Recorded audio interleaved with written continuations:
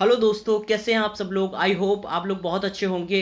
और हम देख लेते हैं पहला स्टेटमेंट क्या कहता है कि प्रथम गोलमेज सम्मेलन में डॉक्टर अंबेडकर ने दलित वर्ग के लिए अलग निर्वाचन मंडल की मांग रखी थी। तो मैं आपको बता दूं ये स्टेटमेंट आपका रॉन्ग है, क्योंकि प्रथम में नहीं रखी थी, वो द्वितीय में रखी गई थी, इसलिए ये स्टेटमेंट आपका रॉन्ग हो गया। द्वितीय गोलमेज सम्मेलन में उन्होंने ये मांग रखी थी, ना कि पहले में। ठीक है, इसलिए ये स्टेटमेंट आपका रॉन्ग है। दूसरा देख लेते हैं। दूसरा क्या कहता है कि पूना एक्ट में स्थानीय निकाय और सिविल सेवाओं में दलित वर्गों के प्रतिनिधित्व के लिए विशेष उपबंध किए गए थे पूना एक्ट के अंदर। तो मैं आपको बताऊं ये स्टेटमेंट आपका राइट है। और हम तीसरा पढ़ लेते हैं। ये क्या कहता है कि तृतीय गोलमेज सम्मेलन में भारतीय राष्ट्रीय कांग्रेस ने भाग लिया था। तो आपको पता है कि तृतीय गोलमेज सम्मेलन में भारतीय राष्ट्रीय कांग्रेस ने भाग नहीं लिया था। ठीक है, आप मुझे कमेंट करके कमेंट में बताना कि किस गोलमेज सम्मेलन में हमारे महात्मा गांधी गए थे। तो इसमें जो आपका राइट आंसर है वो क्या होगा, वो होगा आपका दूसरा और तीसरा आपका राइट है।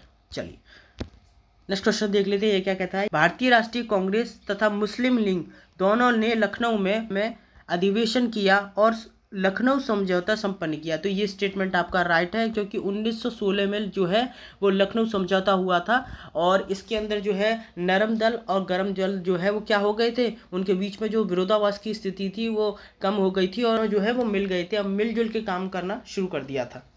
दूसरा देखते हैं कि दूसरा स्टेटमेंट क्या कहता है कि इस समझौते में कांग्रेस ने पृथक चुनाव क्षेत्रों को स्वीकृति दी थी। तो जी ये स्टेटमेंट आपका राइट है। क्यों राइट है कि इस समझौते में जो आपका लखनऊ समझौता जो हुआ था, इसके अंदर कांग्रेस ने पृथक चुनाव क्षेत्रों को स्वीकारा था और इस समझौते ने कांग्रेस के मध्यम वर्गीय हो, चाहे उग्रपंथी हो और चाहे मुस्लिम लीग हो, उन तीनों को एक संयुक्त राजनीतिक मंच प्रदान कर दिया था। ठीक है, इसलिए ये स्टेटमेंट आपका राइट है। तो इसमें दोनों आपके जो है स्टेटमेंट राइट है। ये पूछ रहा है उपरोक्त कथनों में से कौन सा कथन सही है। तो मैं आपको बताऊं दोनों कथन इसमें सही है। तो इसका जो राइट आंसर है वो होगा ऑप्शन नंबर सी। चलिए नेक्स्ट क्वेश्चन देख लेते हैं। ये क्या कहता है, ये कहता है कि कैबिनेट मिशन के संदर्भ में निम्नलिखित कथनों में से कौन सा सही है। हमें बताना है इसमें से कि राइट स्टेटमेंट कौन सा है। पहला पढ़ लेते हैं, इसने एक संघीय सरकार के लिए सिफारिश की थी। तो ये स्टेटमेंट आपका राइट है। दूसरा देख लें कि इसने भारतीय न्यायालयों की शक्तियों का विस्तार किया था। ये स्टेटमेंट आपका रॉन्ग है। और तीसरा है इसने ICS में और अधिक भारतीयों के लिए उपबंध किए थे। तो ये स्टेटमेंट भी रॉन्ग है। तो कैबिनेट मिशन के अंदर में, कैबिनेट मिशन जो था उसके अंदर में इस तरह की कोई बातें नहीं थी, उसकी रिकमेंडेशन में इस तरह की कोई वार्तालाप नहीं की गई थी। तो नीचे दिए गए कोड का सही उत्तर चुनिए। तो मैं आपको बताऊं कि पहला स्टेटमेंट इसका राइट है, बस बाकी 2 और 3 इसमें रॉन्ग है। चलिए नेक्स्ट क्वेश्चन देख लेते हैं। ये क्या कहता है, ये कहता है कि 1937 में हुए प्रांतीय चुनाव के संदर्भ में निम्नलिखित कथनों पर विचार कीजिए। तो पहला स्टेटमेंट है कि मुसलमानों के लिए आरक्षित क्षेत्रों में कांग्रेस का प्रदर्शन अच्छा रहा।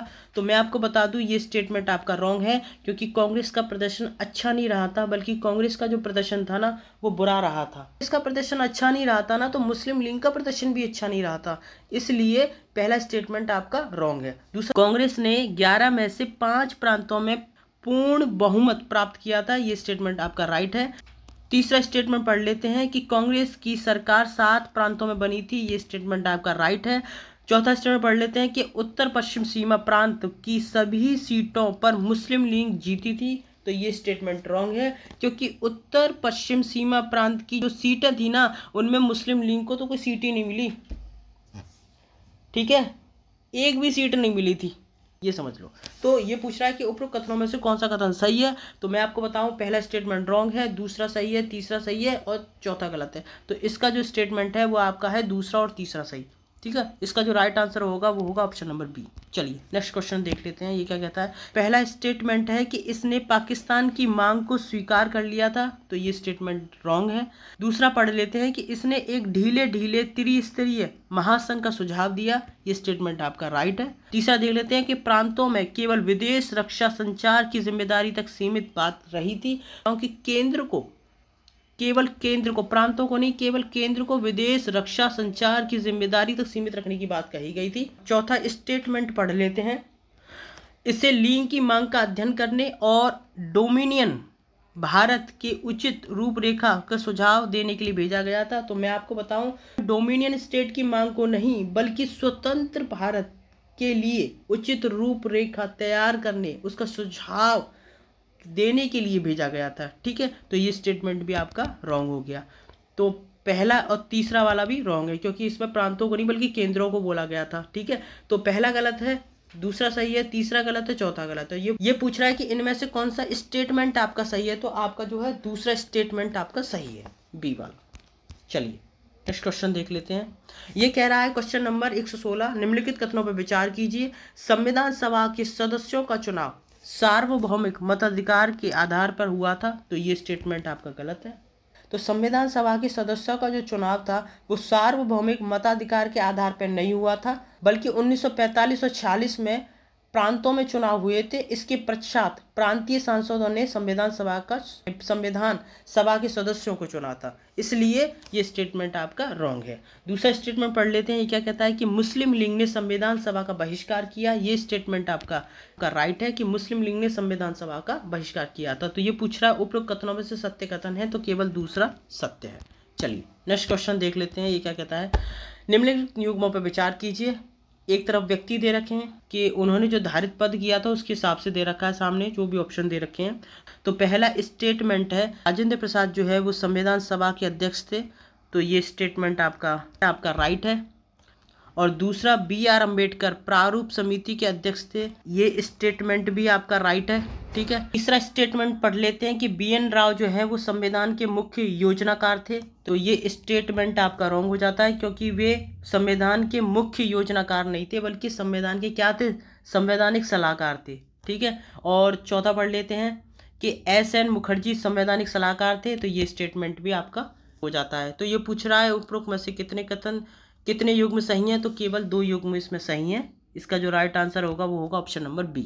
चलिए नेक्स्ट क्वेश्चन देख लेते हैं। ये क्या कहता है, 13 दिसंबर 1940 को उद्देश्य प्रस्ताव में भारत की स्थिति क्या थी। स्वतंत्र संप्रभु गणराज्य, दूसरा संपूर्ण प्रभुत्व संपन्न लोकतंत्रात्मक गणराज्य, तीसरा संपूर्ण प्रभुत्व संपन्न पंथनिरपेक्ष लोकतंत्रात्मक गणराज्य, और चौथा है संपूर्ण प्रभुत्व संपन्न समाजवादी पंथनिरपेक्ष लोकतंत्र गणराज्य। तो इसका आपको राइट आंसर बताना है कि 13 दिसंबर 1940 को उद्देश्य प्रस्ताव में भारत की स्थिति क्या थी। तो मैं आपको इसका राइट आंसर बता दूं, इसका जो राइट आंसर है वो होगा ऑप्शन नंबर ए, स्वतंत्र संप्रभु गणराज्य, इसका राइट आंसर है। चलिए नेक्स्ट क्वेश्चन देख लेते हैं। ये क्या कहता है, ये कहता है कि निम्नलिखित कथनों पर विचार कीजिए। तो पहला स्टेटमेंट है कि 1909 में कार्यपालिका को आंशिक रूप से प्रांतीय विधायिका के प्रति उत्तरदायी बनाया गया था। तो ये स्टेटमेंट आपका रॉन्ग है। ये 1909 में नहीं किया गया था, ये किया गया था 1919 के अधिनियम के द्वारा। ठीक है, और दूसरा पढ़ लेते हैं। ये क्या कहता है, 1935 में कार्यपालिका को पूर्णतः विधायिका के प्रति उत्तरदायी बनाया गया था। ये स्टेटमेंट आपका राइट है। तो उपरोक्त कथनों में से असत्य कथन है, तो पहला वाला असत्य था, तो इसका जो राइट आंसर होगा वो होगा केवल 1। चलिए नेक्स्ट क्वेश्चन देख लेते हैं। ये क्या है, मॉन्टेस्क्यू चेम्सफोर्ड की रिपोर्ट भारतीय परिषद अधिनियम 1909 का आधार बनी, भारत सरकार अधिनियम 1919 का आधार बनी, भारत सरकार अधिनियम 1935 का आधार बनी, और भारतीय स्वतंत्रता अधिनियम 1947 का आधार बनी। तो आपको पता होगा कि ये भारत सरकार अधिनियम 1919 का आधार बनी थी। ठीक है, तो इसका जो राइट आंसर है वो होगा ऑप्शन नंबर 20 का राइट आंसर है। मिलते हैं आपसे नेक्स्ट वीडियो में, तब तक अपना ध्यान रखिए। जय हिंद दोस्तों।